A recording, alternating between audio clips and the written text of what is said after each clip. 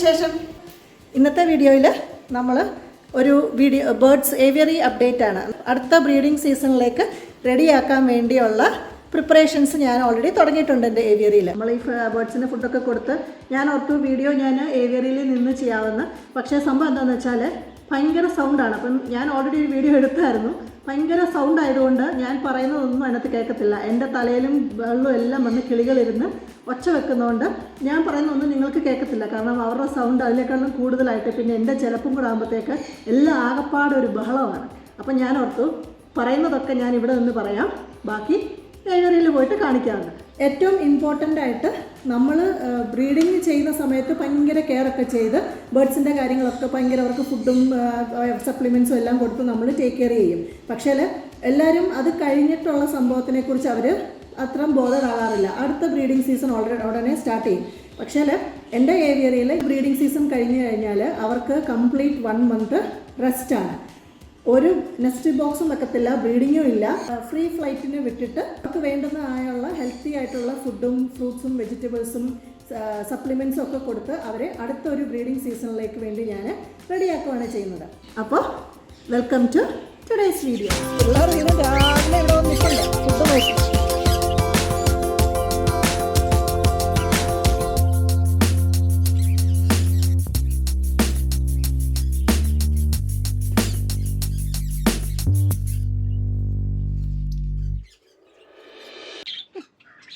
Wait ചെയ്യാനൊന്നും വേല. അതിന് മുന്നേ എല്ലാവരും വന്ന് അങ്ങ് തോളെല്ലാം ഇരുന്നോളൂ. എൻ്റെ കയ്യിൽ ഫുഡ് ഇരിപ്പുണ്ടല്ലോ അതിന്. ഇപ്പോൾ സമ്മർ ആയതുകൊണ്ട് ഫ്രഷ് ആയിട്ടുള്ള കൊറിയാണ്ടർ ലീഫോ മിൻറ്റ് ലീഫോ അല്ലെങ്കിൽ പാലക്കൊക്കെ രാവിലെ കൊണ്ടുവന്ന് കൊടുക്കുന്ന ഉടനെ അത് വാഷ് ചെയ്യുമ്പോൾ അതിലൊരു വെള്ളം ഉണ്ടല്ലോ, വാട്ടർ ഡ്രോപ്ലെറ്റ്സ് ഉണ്ടല്ലോ, അത് ഭയങ്കര ഇഷ്ടമാണ് ഇവർക്ക്. അതാണ് എൻ്റെ കയ്യിൽ വന്നിരിക്കുന്നത്. അപ്പോൾ ഞാൻ ഇന്ന് ചെയ്യുന്നത് അടുത്ത ബ്രീഡിംഗ് സീസൺ തുടങ്ങുന്നതിന് മുന്നേ ഞാൻ എൻ്റെ ഏവിയറിയിൽ ചെയ്യുന്ന കാര്യങ്ങളാണ് ഞാൻ നിങ്ങളോട് ഡിസ്കസ് ചെയ്യുന്നത്. അപ്പോൾ ആദ്യം തന്നെ ബ്രീഡിംഗ് എല്ലാം കഴിഞ്ഞ് ഞാൻ അവരുടെ നെസ്റ്റ് ബോക്സുകളും പോട്ട്സും ഒക്കെ എടുത്ത് പുറത്തെടുത്ത് അതിനകത്തുള്ള നെസ്റ്റിംഗ് മെറ്റീരിയലും എല്ലാം മാറ്റി, പോട്ടുകളൊക്കെ ആണെങ്കിൽ ഫുള്ള് പൂപ്പൊക്കെ ആയിട്ട് ഇരിക്കുമായിരിക്കും. അതൊക്കെ ഞാൻ നല്ലതായിട്ട് വെള്ളത്തിൽ കുതിർത്ത് വെച്ച് വാഷ് ചെയ്ത് സൺ ഡ്രൈ ചെയ്യാനായിട്ട് വെക്കും. അപ്പോൾ അതിൽ എന്തെങ്കിലും ഒക്കെ മൈറ്റ്സോ ബാക്ടീരിയയോ അല്ലെങ്കിൽ എന്തെങ്കിലുമൊക്കെ ഇൻഫെക്ഷൻ ഉണ്ടെങ്കിൽ അത് ആ സണ്ണ് ഡ്രൈ ഒക്കെ ആകുമ്പോഴത്തേക്ക് അത് ഫുള്ള് മാറിക്കിട്ടും. അപ്പോൾ അടുത്ത ബ്രീഡിംഗ് സീസണിലേക്ക് വേണ്ടി നമുക്ക് പോട്ടൊക്കെ റെഡിയാക്കി എടുക്കാം. നമ്മളുടെ ബേർഡ്സ് ഒരു പ്രാവശ്യത്തെ ബ്രീഡിംഗ് ഒക്കെ കഴിഞ്ഞ് മുട്ടയൊക്കെ ഇട്ട് പിള്ളേരെയൊക്കെ നോക്കി ഭയങ്കര അവരുടെ ബോഡി വീക്കായിട്ടിരിക്കുമായിരിക്കും.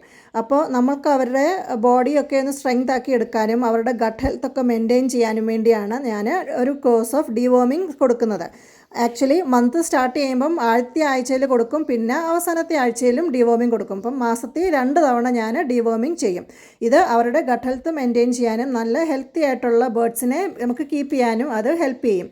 അപ്പോൾ അടുത്ത ഒരു ബ്രീഡിംഗ് സീസണിലേക്ക് വേണ്ടി നല്ല സ്ട്രെങ്ത് ഉള്ള നല്ല സ്ട്രോങ് ആയിട്ടുള്ള പേരൻസിനെ നമുക്ക് കിട്ടും. അതുകൊണ്ട് നമുക്ക് നല്ല ഹെൽത്തി ആയിട്ടുള്ള ചിക്സിനെയും കിട്ടും.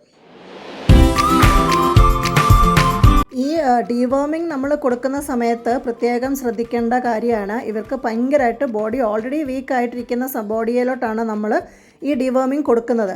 അത് മെഡിസിനും കൂടെ ചെന്ന് കഴിയുമ്പോഴത്തേക്ക് ഇവർ ഒത്തിരിയും കൂടെ ഭയങ്കര വീക്കായി പോകും. അപ്പം നമ്മൾ ഹെൽത്തി ആയിട്ടുള്ള പ്രോട്ടീൻ റിച്ച് ആയിട്ടുള്ള ഫുഡ് കൊടുക്കാനും ഇപ്പോഴത്തെ സീസൺ അനുസരിച്ച് എന്ത് ഫ്രൂട്ട്സും വെജിറ്റബിൾസും ആണോ അവൈലബിൾ ആയിട്ടുള്ളത് അത് നമ്മൾ ബേർഡ്സിന് ഡെയിലി കൊടുക്കണം. പിന്നെ ഫ്രഷ് ആയിട്ടുള്ള വെള്ളം വെക്കാനും ഓർക്കുക. നമ്മളുടെ ഏവിയറിയിലെ ബേർഡ്സ് ഒരു പ്രാവശ്യത്തെ ബ്രീഡിങ് കഴിയുമ്പോഴത്തേക്ക് ഒത്തിരി എനർജി അവരുടെ ബോഡിയിൽ നിന്ന് പോകും. സ്പെഷ്യലി ഫീമെയിൽസ്, കാരണം അവർ എഗ്ഗൊക്കെ ലേ ചെയ്ത് കുഞ്ഞുങ്ങളെയൊക്കെ നോക്കി അങ്ങനെ ഇരിക്കുന്നതുകൊണ്ട്. അന്നേരം നമ്മൾ അവർക്ക് കൊടുക്കേണ്ട ഇതാണ് കാൽസ്യവും പിന്നെ മൾട്ടി വൈറ്റമിൻസ്, കാരണം അത് അവരെ റിക്കവറിക്ക് വേണ്ടി ഹെൽപ്പ് ചെയ്യും. അപ്പോൾ ഞാൻ കൊടുക്കുന്ന സംഭവങ്ങളാണ് ആ സമയത്ത് ഓസ്റ്റിയോവെറ്റ്. ഇതിനകത്തിൽ ഞാൻ വിമറാൽ ഫോർട്ട് എന്ന് പറഞ്ഞ സിറപ്പ് കൂടെ മിക്സ് ചെയ്താണ് കൊടുക്കുന്നത്. അത് കൂടുതലും ഇവരുടെ സ്ട്രെസ് റിലീഫിനെ ഹെൽപ്പ് ചെയ്യും. പിന്നെ ലിവർ ടോണിക്ക് അവർക്ക് അവരുടെ സ്ട്രെങ്ത് റീബിൽഡ് ചെയ്യാനായിട്ട് അവരെ ഒത്തിരി ഹെൽപ്പ് ചെയ്യും. പിന്നെ ഈ മൾട്ടി വൈറ്റമിൻസും കണവനാക്കും എല്ലാം നമ്മൾ കൊടുത്ത് അവരുടെ സ്ട്രെങ്ത് റീഗെയിൻ ചെയ്യാനും അവർക്ക് അവരുടെ ബോൺ ഹെൽത്ത് മെയിൻറ്റെയിൻ ചെയ്യാനും ഹെൽപ്പ് ചെയ്യും. പിന്നെ ഇവരുടെ എഗ് ക്വാളിറ്റി മെയിൻറ്റെയിൻ ചെയ്യാനും ഇതുപോലുള്ള സപ്ലിമെൻറ്റ്സ് ഒക്കെ കൊടുക്കുമ്പോൾ അതൊക്കെ ഒത്തിരി ഹെൽപ്പ് ചെയ്യും. നല്ല സ്ട്രോങ് എഗ് ഷെല്ലൊക്കെ കിട്ടും. അപ്പോൾ കുഞ്ഞു പിള്ളേരൊക്കെ നല്ല ഹെൽത്തി ആയിട്ടുള്ള ചിക്സൊക്കെ നമുക്ക് കിട്ടും. പിന്നെ അവസാനമായിട്ട് ഞാൻ ചെയ്യുന്നൊരു കാര്യമാണ് അവർക്ക് കംപ്ലീറ്റ് റെസ്റ്റ് കൊടുക്കും. ആ ഒരു എൻ്റെ ഏവിയറിയിൽ ഞാൻ എപ്പോഴും ഫോളോ ചെയ്യുന്നൊരു സംഭവമാണ്. കാരണം ഞാൻ ബ്രീഡിങ്ങിന് വേണ്ടി മാത്രമായിട്ടല്ല ബേർഡ്സിനെ വളർത്തുന്നത്, എൻ്റെ ഒരു എൻ്റർടൈൻമെൻറ്റിനും എൻ്റെ ഒരു ഹോബി ആയിട്ടാണ്. അപ്പം എൻ്റെ കയ്യിലുള്ള കളക്ഷൻസിന് ഉള്ള ബേർഡ്സിനെ ഞാൻ ഹെൽത്തി ആയിട്ട് മെയിൻറ്റെയിൻ ചെയ്യുക എന്നുള്ളതാണ് എൻ്റെ മെയിനായിട്ടുള്ള എൻ്റെ ഗോള്. അപ്പോൾ അവർക്ക് നല്ലതായിട്ടുള്ള റെസ്റ്റും കൊടുത്ത് നല്ല ഫുഡും ഒക്കെ കൊടുത്ത് അവരെ ഹെൽത്തി ആയിട്ട് മെയിൻറ്റെയിൻ ചെയ്തുകൊണ്ട് പോകുക എന്നുള്ളതാണ്, ലൈഫ് മെയിൻറ്റെയിൻ ചെയ്തുകൊണ്ട് പോകുക എന്നുള്ളതാണ്. അപ്പം ആ ഒരു റെസ്റ്റ് പീരീഡിൽ നല്ല ക്വാളിറ്റിയുള്ള ഫുഡ് പ്രൊവൈഡ് ചെയ്യുക, നന്നായിട്ട് സീഡ്സ് ഒക്കെ കൊടുത്ത് കാൽസ്യവും സപ്ലിമെൻറ്റ്സും ഡീവേമിങ്ങും എല്ലാം ചെയ്ത് അവരുടെ ഫെദർ ക്വാളിറ്റിയും ഹെൽത്തും ജനറൽ ഹെൽത്തൊക്കെ മെയിൻറ്റെയിൻ ചെയ്ത് കൊണ്ടുപോയാൽ നമ്മുടെ ബേർഡ്സ് എപ്പോഴും ഹെൽത്തി ആയിട്ടിരിക്കും. അവർക്ക് പെട്ടെന്നൊന്നും അങ്ങനെ അസുഖങ്ങളൊന്നും വരത്തില്ല. പിന്നെ നല്ലതായിട്ട് ഇമ്മ്യൂണിറ്റി പവറൊക്കെ മെയിൻറ്റെയിൻ ചെയ്യാനായിട്ടൊക്കെ ഇതുമൊക്കെ ഹെൽപ്പ് ചെയ്യും.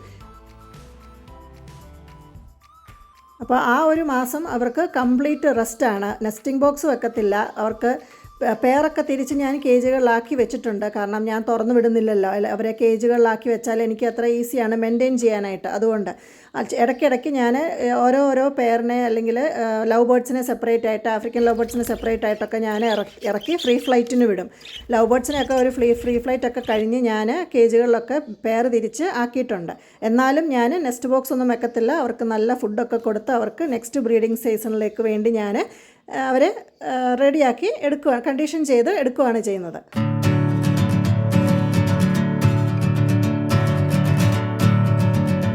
അപ്പോൾ ഈ ഒരു മാസം അവർക്ക് ഫ്രീ ആയിട്ട് അവരുടെ ബ്രീഡിംഗ് കേജസിൽ നിന്നൊക്കെ മാറ്റി നമ്മളുടെ ഈ ഏവറിക്കകത്ത് പറന്ന് നടക്കാനും അവസരമൊക്കെ അടിച്ചിങ്ങനെ പറന്ന് നടത്ത് എക്സസൈസൊക്കെ കിട്ടി അവർക്ക് അധികം ഫാറ്റൊന്നും ബിൽഡാകാതെ, അപ്പം നെക്സ്റ്റ് ബ്രീഡിംഗ് സീസണിൽ അവർക്ക് നല്ല എനർജി ആയിരിക്കും.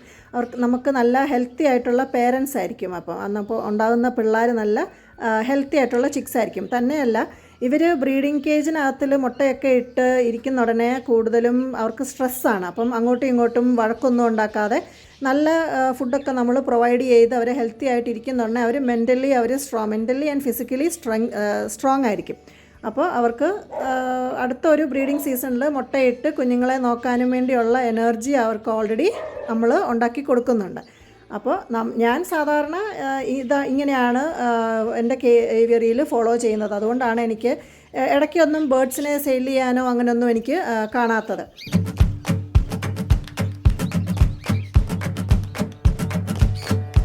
വീഡിയോ ഇഷ്ടപ്പെടുകയാണെങ്കിൽ ലൈക്ക് ചെയ്യാനും കമൻറ്റ് ചെയ്യാനും മറക്കരുത്. നിങ്ങളുടെ അഭിപ്രായങ്ങൾ എന്നെ അറിയിക്കുക.